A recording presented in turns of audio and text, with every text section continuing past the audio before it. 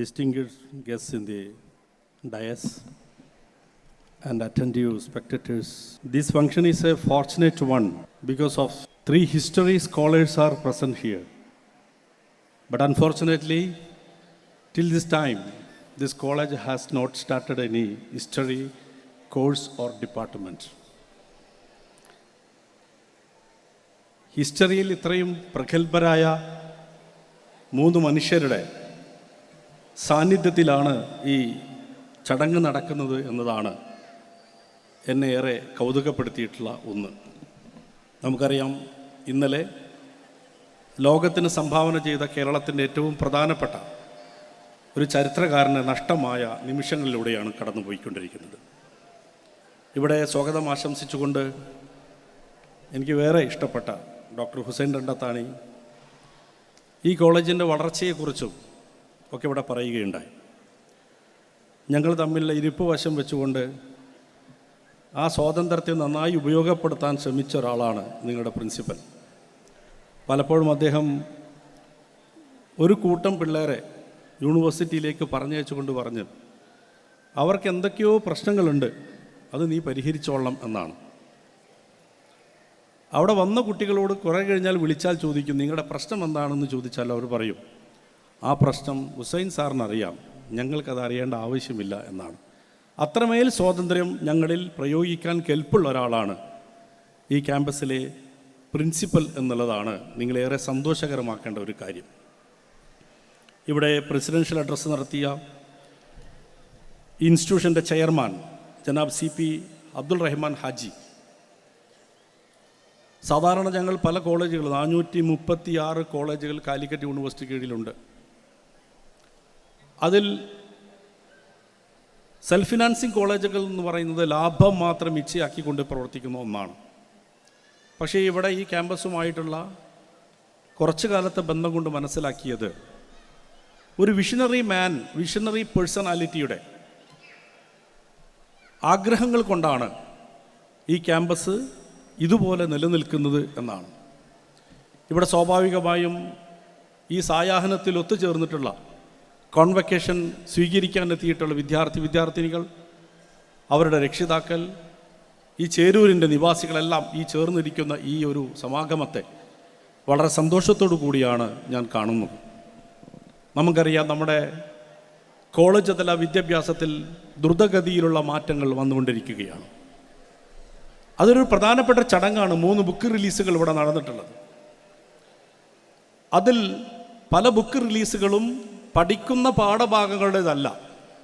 അതിനു പുറമെ ഇനി പഠിക്കാൻ ആഗ്രഹിക്കുന്ന, ടെക്നിക്കലി പറഞ്ഞാൽ മൈനർ പഠിക്കാൻ ആഗ്രഹിക്കുന്ന കുട്ടികൾക്ക് ആവശ്യമായ പുസ്തകങ്ങളാണ് ഇവിടുത്തെ അധ്യാപകർ, വിദ്യാർത്ഥികൾ ചേർന്ന് റിലീസ് ചെയ്തിട്ടുള്ളത് എന്നുള്ളത് എന്നെ വളരെയധികം അത്ഭുതപ്പെടുത്തുന്ന ഒന്നാണ്.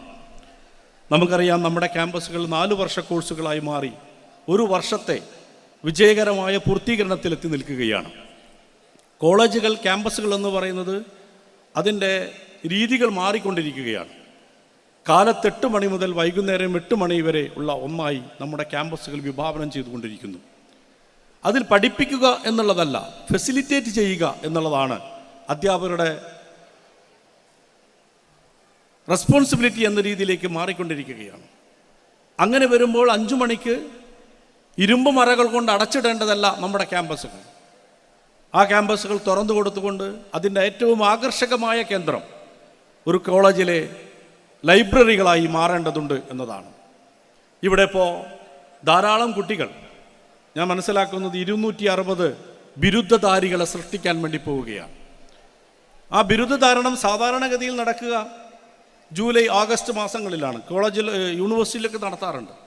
പക്ഷേ ഏതെങ്കിലും കാരണവത്താൽ ഒരു കുട്ടിക്ക് ഒരു പേപ്പറോ 2 പേപ്പറോ പോയിട്ടുണ്ടെങ്കിൽ അത് ക്ലിയർ ചെയ്യാനുള്ള അവസരം വരെ കൊടുത്തുകൊണ്ടാണ് ഈ ഒരു ഏപ്രിൽ മാസത്തിലേക്ക് നീക്കി വെച്ചുകൊണ്ടുള്ള കഴിഞ്ഞ വർഷത്തെ സെറിമണി ഇവിടെ നടത്താൻ വേണ്ടി കൊടുക്കുന്നത് എന്നുള്ളത് ഈ കോളേജ് എത്രത്തോളം വിദ്യാർത്ഥികളെ കേന്ദ്രീകരിച്ചിരിക്കുന്നു, വിദ്യാർത്ഥികളെ ചേർത്ത് പിടിച്ചിരിക്കുന്നു എന്നതിൻ്റെ നിതാന്തമായ നിദർശനമാണ് എന്നെനിക്ക് തോന്നുന്നു.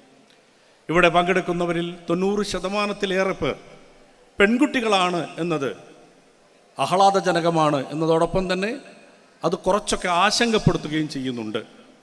നിങ്ങൾക്ക് ലഭിക്കുന്ന ഈ ബിരുദം വീട് പരിപാലിക്കുവാനോ ഭർത്താവിനെ പരിചരിക്കുവാനോ കുട്ടികളെ നോക്കുവാനോ ഉള്ള ബിരുദമല്ല എന്ന് ഉറച്ചു വിശ്വസിക്കാൻ ബിരുദം സ്വീകരിക്കുന്ന കുട്ടികൾ തയ്യാറാകണം എന്നാണ് എനിക്ക് വളരെ വിനയപുരസ്സരം പറയാനുള്ളത്.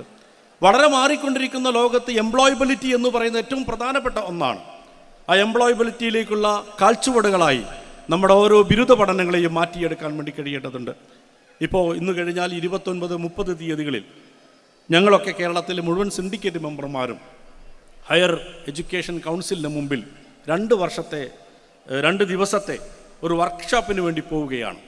അതിൽ പ്രധാനമായും ഞങ്ങളെ പഠിപ്പിക്കാൻ പോകുന്നത് അടുത്ത ആഗസ്റ്റ് മാസം മുതൽ കേരള ഗവൺമെൻറ് ഈ കേരളത്തിൽ വിജ്ഞാന കേരളം, നോളജ് കേരള എന്ന് പറയുന്ന ഒരു പുതിയ സംരംഭം തുടങ്ങുകയാണ്. ആ സംരംഭത്തിൻ്റെ ഭാഗമായി 1 വർഷം കൊണ്ട് 5 ലക്ഷം കുട്ടികൾക്ക് എംപ്ലോയബിലിറ്റി ആഗ്രഹിക്കുന്നവർക്ക് കൊടുക്കണം എന്നുള്ളതാണ്. അത് ഗവൺമെൻറ് തന്നെ കൊടുക്കണം എന്നുള്ളതല്ല. ഇവിടെ ഇപ്പോൾ ഇതിൻ്റെ ചെയർമാൻ തന്നെ നിരവധി സംരംഭങ്ങളുടെ സ്ഥാപനങ്ങളുടെ ഉടമയാണ്. ഇവിടെ കഴിഞ്ഞ 13 വർഷം കൊണ്ട് പഠിച്ചിറങ്ങിയ കുട്ടികളുടെ എണ്ണമുണ്ടാകും. ആ എണ്ണത്തിൽ ബഹുഭൂരിപക്ഷം പേരും ഏതെങ്കിലും ഒരു പ്രദേശത്ത് ഏതെങ്കിലും ഒരു സംരംഭം നടക്കുന്നവരാവും. അത്തരം സംരംഭങ്ങളുടെ അലൂമിനികൾ ഇവിടെ കൊണ്ടുവന്ന് ഇവിടെ പഠിക്കുന്ന കുട്ടികൾക്ക് ആ സംരംഭകന് ആവശ്യമായ ഒരു ഗ്യാപ്പ് പോയിന്റ് ഉണ്ടാവും. പഠിക്കുന്ന പഠനവും ആവശ്യവും തമ്മിലുള്ള ഗ്യാപ്പ് പോയിന്റ് ഉണ്ടാവും. ആ ഗ്യാപ്പ് പോയിന്റിനെ ആഡ് ഓൺ കോഴ്സുകൾ കൊണ്ട് എങ്ങനെയാണ് മാറ്റിയെടുക്കാൻ പറ്റുക എന്നാണ് ഗവൺമെൻറ് ചിന്തിച്ചു കൊണ്ടിരിക്കുന്നത്. അങ്ങനെ അടുത്ത മാർച്ച് മാസത്തോടു കൂടി ആദ്യത്തെ 50,000 കുട്ടികൾക്ക് ഈ കേരളത്തിൻ്റെ പരിസരത്ത് നിന്ന് തൊഴിൽ കൊടുക്കാൻ സാധിക്കുന്നതിലേക്ക് ഒരു വലിയ മാറ്റം കേരളം ആഗ്രഹിക്കുകയാണ്. ആ ആഡ് ഓൺ കോഴ്സുകൾക്ക് ആവശ്യമായ സൗകര്യങ്ങൾ അതത് കോളേജുകൾ ഒരുക്കണം. അതിനുവേണ്ടി പ്രത്യേകമായ അധ്യാപകരെ, പരിശീലനമുള്ള അധ്യാപകരെ എടുക്കണം. അതിനാവശ്യമായ പണം ചെലവഴിക്കുവാൻ നമ്മുടെ പീപ്പിൾസ് ക്യാമ്പയിൻ്റെ ഭാഗമായി, ജനകീയാസൂത്രണത്തിൻ്റെ ഭാഗമായി അതത് പഞ്ചായത്തുകൾ പദ്ധതികൾ വെച്ച് കൊടുക്കണം എന്നാണ് ഇപ്പോൾ വിഭാവനം ചെയ്തിരിക്കുന്നത്. അങ്ങനെ നമ്മുടെ കേരളം എന്ന് പറയുന്നത് ഡിസ്ഗൈസ്ഡ് അൺഎംപ്ലോയ്മെൻറ്റിൻ്റെ നാടായി മാറിക്കൊണ്ടിരിക്കുന്ന ഒരു കാലത്ത് അതിനെ തുടച്ചു നീക്കുന്നതിന് വേണ്ടിയുള്ള വലിയ ശ്രമം കൂട്ടായ രത്നത്തിലൂടെ നടത്തുവാൻ വേണ്ടി കഴിയേണ്ടതുണ്ട്. അതിലേറ്റവും ചാലകശക്തിയായി മാറേണ്ടത് നമ്മുടെ സെൽഫ് ഫിനാൻസിങ് കോളേജുകളാണ് എന്ന തിരിച്ചറിവാണ് നമുക്കിവിടെ വെക്കാനുള്ളത്. ഈ ചടങ്ങിൽ എത്തിയിട്ടുള്ള എല്ലാവരെയും ഒരിക്കൽ കൂടി ആഹ്ലാദത്തോടുകൂടി ആശംസകൾ അറിയിച്ചുകൊണ്ട് ഈ ചടങ്ങിൽ എന്നെ വിളിച്ച ബഹുമാന്യനായ പ്രിൻസിപ്പാലിനും അതുപോലെ ചെയർമാനുമെല്ലാം നന്ദി അറിയിച്ചുകൊണ്ട് ഞാൻ എൻ്റെ വാക്കുകൾ ഉപസംഹരിക്കുന്നു. അഭിവാദ്യങ്ങൾ. I would like to call upon our chairman, CP Abdurrahman Haji, to hand over the moment. Sir, please.